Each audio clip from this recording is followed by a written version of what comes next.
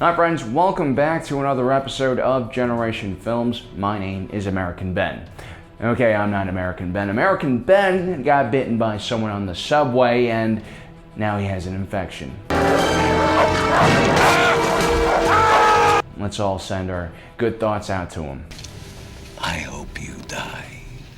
But anyway, I'm stepping in for his episode, and so I shall not be held accountable for anything I say here because I essentially am a puppet. American Ben wrote this entire episode. Bob Saget. Before we get started, I just want to let you all know that we have launched an Instagram page for this channel. Our name is Generation Films, and I, American Ben, will be posting photos of myself in very private moments. Anyway, one of the highlights of the episode was the introduction of Gina Carano's character, Cara Dune.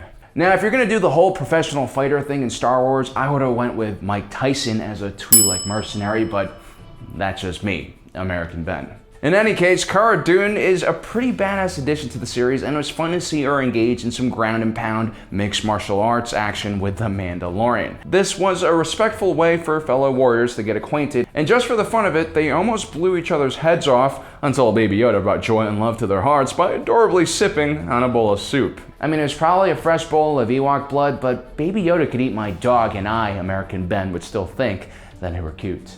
When first spotting Cara, the Mandalorian is clearly curious about her, even perhaps a bit threatened. After all, one does not expect a woman to have delts that defined. However, the main reason that Mr. Mandalorian is intrigued by Cara is that he seems to know that she is some sort of warrior who is out of place on the planet. We don't really know much about Cara Dune's history, but she clearly is much more than just some average veteran of the Galactic Civil War. She's a highly trained and skilled soldier, one who has seen things like war, death, and cauliflower ear. Like I said, we don't know much about her, but Mr. Mandalorian does state that she was a drop soldier for the Rebel Alliance. She was some sort of shock trooper. Now, when it comes to shock troopers, Star Wars history books focus mostly on the clone shock troopers, who fought alongside the Grand Army of the Republic during the Clone Wars. We don't really know much about the Rebel shock troopers, but we can hypothesize. As Cara states, she was active during the time of the Battle of Endor and afterwards, towards the end of the major part of the Galactic Civil War. According to her, she spent her time following the Battle of Endor, hunting down Imperial officials who became regional warlords in light of the collapse of the Empire. Basically, the Star Wars version of Israeli Mossad hunting down Nazis after World War II. Only the most elite soldiers would have been placed on these kind of missions, soldiers with elite stealth and fighting ability. At that point, the center of the Empire's power had collapsed, and so all-out war to destroy the warlords was an unnecessary expense of resources. Given the thousands of years of galactic history rife with war and bloodshed, many elite forces of soldiers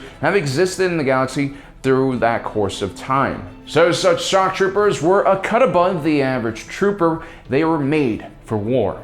To understand what Cara's role was as a rebel shock trooper, we can probably link at the Pathfinders, a specialist division of Alliance to restore the Republic Special Forces active during the Galactic Civil War. The Pathfinders were usually the first to be dropped into enemy territory. They were there to do reconnaissance, secure landing points, and help guide in the next wave of attackers. This oftentimes meant being dropped way behind enemy lines, surrounded by enemy fighters who had intimate knowledge of the immediate area. The Pathfinders would have to quickly adapt and orient themselves to their surroundings and hold off the enemy before reinforcements arrive. Stated simply, the Pathfinders were designed to survive in incredibly difficult situations. The Pathfinders had to be stealthy, mobile, and light on their feet. This meant that units were composed of only a handful of lightly armed troopers. They used surprise, clever tactics, and superior fighting skills in order to survive. They didn't have the benefits of heavy weapons or vehicles. These were not your soft millennial resistance soldiers that would take on the First Order in the years to come. From an outsider's point of view, their mission was suicidal. And sometimes Pathfinder units were actually wiped out.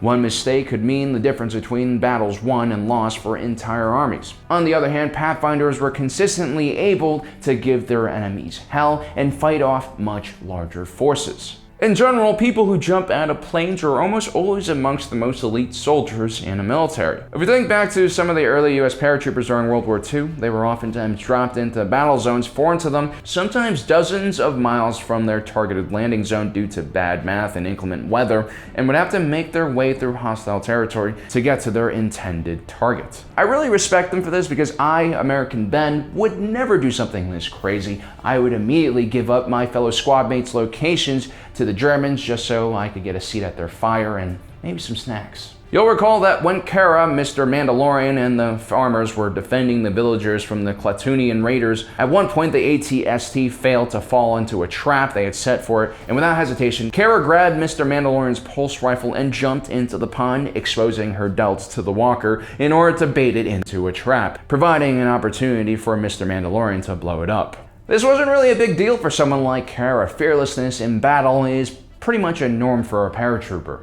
Death was but a fact of war, and if she had to give her life for the mission, she wouldn't even think twice about it. This is actually a fairly logical way of thinking in war. One's life is not worth the success of the mission, and you need soldiers who are willing to accept that philosophy. Now, where do the Rebel Alliance find such recruits to fill in their elite paratrooper units? Well, Pathfinders were oftentimes natives of insignificant planets, as in lawless, unregulated wild planets where inhabitants had to be strong and capable in order to survive. The people from these planets who would make it into the Pathfinders would be brave, adventurous types, those that would wander into the wild on their planets developing advanced navigation and survival skills. Upon joining the Pathfinders, the Republic Army would test and train the recruits by dropping them into a variety of terrains and seeing if they would survive. The ideal recruit for the Pathfinder was independent, self-sufficient, and a rational being. Pathfinders could not be given to emotional outbursts either. They had to be able to remain perfectly calm in chaotic, life-threatening situations. Pathfinders also had to be low maintenance and had no desire for fame or glory. Their missions offered very little chance for flash and required caution and grittiness. They didn't get to fly across the battlefield in X-Wing starfighters. They had to be low profile and oftentimes moving on foot. They also had little time for showy lightsaber battles or extended one-liners filled with dialogue with enemies they were engaging. They had to get the job done as quickly as possible, meanwhile exposing their own forces to the enemy as little as possible. These were not the pampered Jedi, wearing nice robes, moving things around with the Force, and taking the time to carefully choose the right lightsaber color to match one's astrological sign.